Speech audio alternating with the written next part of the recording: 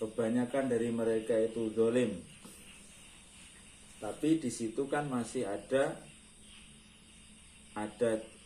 yang jujur juga kan, hanya kebanyakan.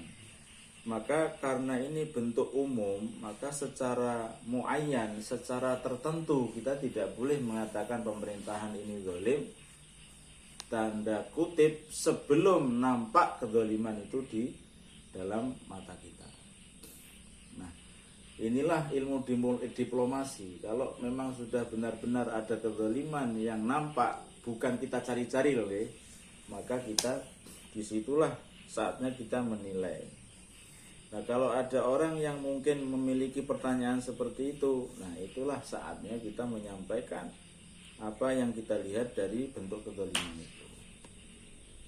Gitu. Jadi urutannya seperti itu. Nah, penilaian zalim itu sebenarnya kalau dalam segi fikih sejak zaman dulu sampai hari ini sudah punya sifat zalim dari segi ini. Dari mana? Dari praktek-praktek tatanan pemerintahan ini yang sudah bertentangan dengan Islam. Berangkat dari situ tuh sudah dalam kacamata ulama salaf zalim sudah. Nah, tapi karena sudut pandang mereka itu belum sampai di situ, mohon maaf. Ada banyak saudara kita seperti tadi yang disampaikan. Ada saudara-saudara kita yang pandangannya, sudut pandangnya belum sampai ke situ, maka kita tidak usah menyampaikan sifat zalim ini kepada mereka. Tapi yang jelas kita harus masang badan ketika kita memiliki, diuji menghadapi mereka, kita harus punya langkah sikap yang sudah dijelaskan tadi ini, mana yang terbaik. Gitu. Satu contoh ya, sistem yang sekarang ini sudah jelas itu adalah zalim, adalah perpajakan itu zalim. Jadi perpajakan itu ada dua kemungkinan di sini. Yang pertama, pajak itu adalah dalam praktek namanya praktek al-muksu, ya, al-muksu wad-darbah wad-daraib. Tarikan-tarikan sepihak secara paksa. Tarikan-tarikan sepihak secara paksa ditentukan oleh pihak pemerintah sekian, itu namanya haram.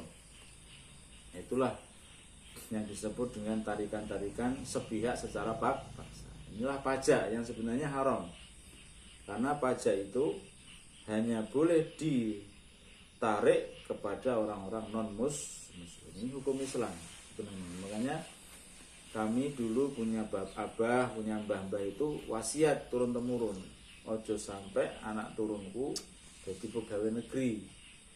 Itu karena apa? Karena melihat dari sisi pemasukan negara itu ada yang haram. Gitu. Nah, di situ berarti orang-orang alim dulu itu mengisyaratkan bahwa perputaran uang negara ini ada syubhat. Lah orang dulu itu paham syubhat itu harus dijauhi. Walaupun dalam fikih hanya makruh.